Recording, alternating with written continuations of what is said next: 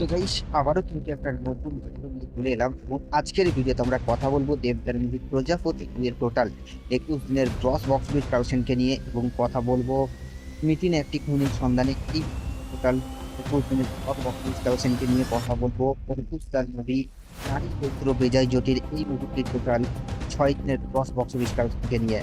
তো গাইস ভিডিওটা আপনাদের জন্য অনেক ইন্টারেস্টিং হতে চলেছে, তাই ভিডিওটাকে শুরু থেকে নিয়ে শেষ পর্যন্ত কন্টিনিউ করবেন। এবং আপনি যদি আমার চ্যানেলে ফার্স্ট টাইম হচ্ছেন তো প্লিজ চ্যানেলটাকে সাবস্ক্রাইব করে ভিডিওটাকে লাইক করে দেবেন। তো চলুন ভিডিওটি শুরু করা যায়।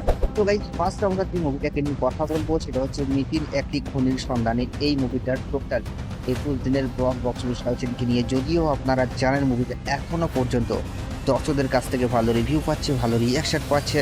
তাছাড়া ফ্যামিলি অডিয়েন্স কিন্তু মুভিটাকে এখনও ব্যাপক হারে ভালোবাসা দিচ্ছে, যার কারণে কিন্তু মুভিটা এখনও পর্যন্ত সিনেমা হলে দাপিয়ে বেড়াচ্ছে বা তার ক্ষমতার সাথে কিন্তু মুভিটা এখনও পর্যন্ত বক্স অফিসে লড়াই করে যাচ্ছে দেবদার মুভি প্রজাপতি 2 এর সাথে।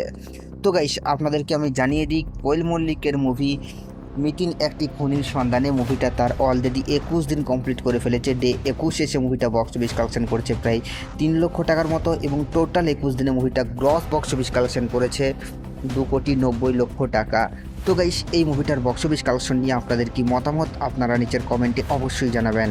তো সেকেন্ড আমরা যে মুভিটাকে নিয়ে কথা বলবো সেটা হচ্ছে নারী চরিত্র বেজায় জটিল। তো গাইস আপনারা জানেন অঙ্কুশ দার মুভি নারী চরিত্র বেজায় জটিল, যে মুভিটা অলরেডি বড় পর্দায় চলে এসছে। এটা একটা কমেডি মুভি, তবে মুভিটাকে ভালো রিভিউ ভালো রিয়াকশন দিলেও দর্শক কিন্তু মুভিটাকে সেরকম লেভেলের ভালোবাসা দিচ্ছে না, কারণ মুভিটা ভাই এত পজিটিভ রিভিউ পেয়েছে তারপরেও কিন্তু দর্শক মুভিটাকে হলে দেখতে যাচ্ছে না বা হলে ভিড় জমাচ্ছে না।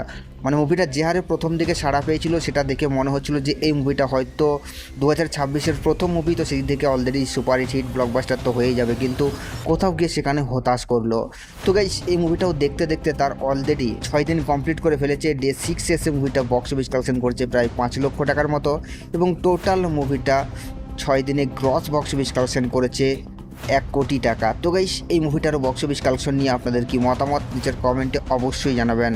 গাইস 3 নম্বরে আমরা যে মুভিটাকে নিয়ে কথা বলবো সেটা হচ্ছে দেবদার মুভি প্রজাপতি 2কে নিয়ে। তো প্রজাপতি 2 তো ইতিমধ্যেই বাংলার বক্স অফিসে ঝড় তুলে দিয়েছে। তাছাড়া এই মুভিটা যে হারে বক্স অফিস কালেকশন করছে সেটা আমরা কম বেশি সকলেই জানি, কারণ ভাই মুভিটা আলাদা লেভেলের বক্স অফিস কালেকশন করছে। এখনও পর্যন্ত মুভিটাকে ব্যাপক হারে ভালোবাসা দিচ্ছে খাস করে ফ্যামিলি অডিয়েন্স, যার কারণে মুভিটা এখনও পর্যন্ত বাংলার বক্স অফিসকে দাপিয়ে বেড়াচ্ছে। তো দেখতে দেখতে এই মুভিটাও তার অলরেডি 21 দিন কমপ্লিট করে ফেলেছে। ডে 21 এসে মুভিটা বক্স অফিস কালেকশন করেছে প্রায় 8 লক্ষ টাকার মতো এবং টোটাল মুভিটা 21 দিনে গ্রস বক্স অফিস কালেকশন করেছে 10,50,00,000 টাকা। তো গাইস আপনাদের কি মতামত আপনারা নিচের কমেন্টে অবশ্যই জানাবেন এবং এই 3টা মুভির বক্স অফিস কালেকশন নিয়ে আপনাদের কি মতামত সেটাও নিচের কমেন্টে জানাতে ভুলবেন না। আর সাবস্ক্রাইব করে দাও নেক্সট ভিডিওর জন্য।